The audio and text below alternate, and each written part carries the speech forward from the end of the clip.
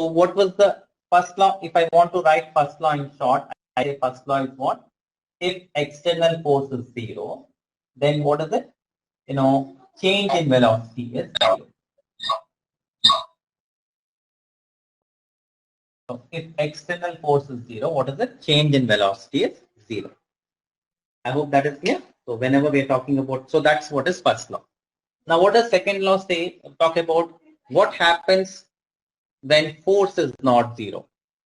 So what would happen if force is not 0? If force is, if force is 0, change in velocity is 0. If force is not 0, what should that imply? That should imply, I'll write delta V. Delta V is change in velocity. Delta V is also not equal to 0. This is second law. You're getting what is first law says that if there is no external force acting on the system, then it continues to be in state of rest or uniform motion. That means what? There is no change in velocity. Now, second case, if force is applied on the body, what will happen? There would be a change in velocity. Of course, this is the meaning of the second law. But how do we define it? I can say, now if there is change in velocity, what do we have? We have something called acceleration. What is acceleration given by? Change in velocity by time. You getting it?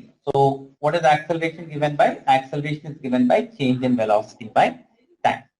So, what does the second law say? It says if the force experienced by a body, or when a force is applied on the body, what is it doing? It is changing the velocity of the body.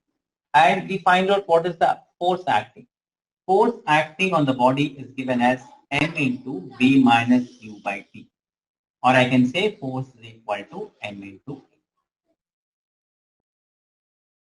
So, how can I find force? Force can be defined as acceleration.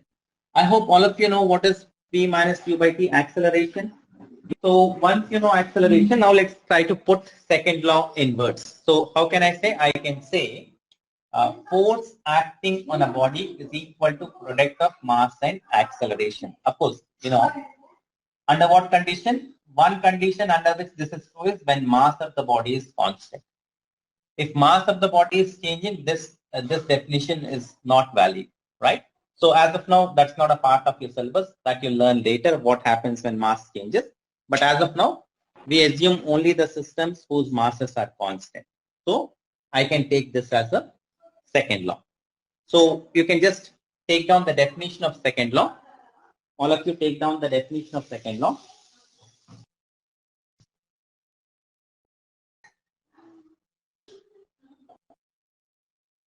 So I'll specify that the law that I'm giving is only for the bodies whose mass is constant. So I can say force acting on a body, force acting on a body of constant mass, force acting on a body of constant mass, force acting on a body of constant mass produces acceleration in the body, produces acceleration in the body. And is equal to the product of mass and acceleration. And again, when I say force acting on body, what kind of force is it? It is an external unbalanced force, right? Because so what kind of force it is? An external unbalanced force. Because we are saying that if balanced forces are acting on the body, what is happening? The net force acting on the body is 0. Right? If it is an internal force, now I cannot sit in a car or sit in a bus and apply force on the bus so that the bus can move. I need some external agent to apply on it, right? So when force is applied, what kind of force? An external unbalanced force is applied. What is happening? It produces an acceleration in the body and is equal to the product of mass and acceleration. Now let's try to see the next part. Again, as I told you, what kind of force we are talking about? We are talking about an external unbalanced force, right?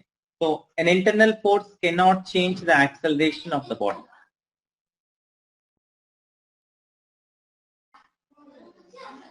So if I take the whole system, an internal force cannot change the acceleration, cannot change the velocity of the system.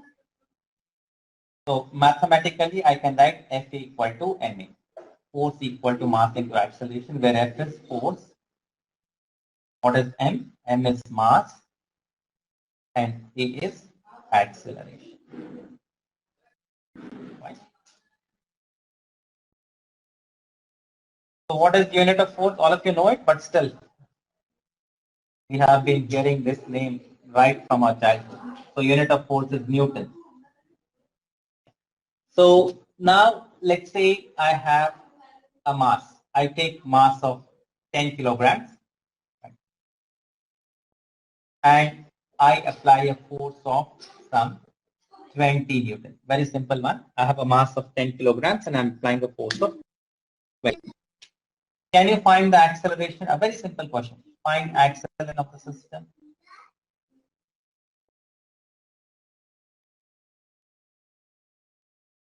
Yes, a very simple question to start with. So let's just do it. What do we know? We know F equal to ma. So what is A equal to F by m? So how much is that?